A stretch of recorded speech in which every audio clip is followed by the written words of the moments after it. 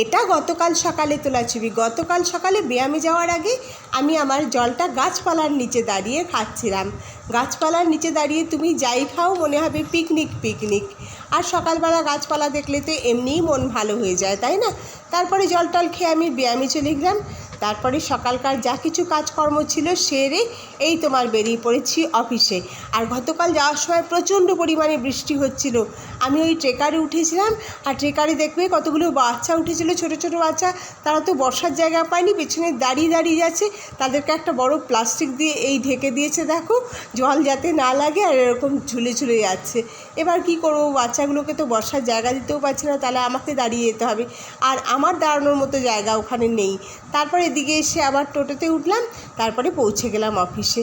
আর এটা আজকের ছবি। আজকে তো অফিসে আমি ছাড়া কেউ ছিল না, একদম একা আমি। আমার কিছু কাজকর্ম ছিল তাই গিয়েছিলাম, আর ফোনটা নিয়ে যেতে একদম ভুলে গেছি।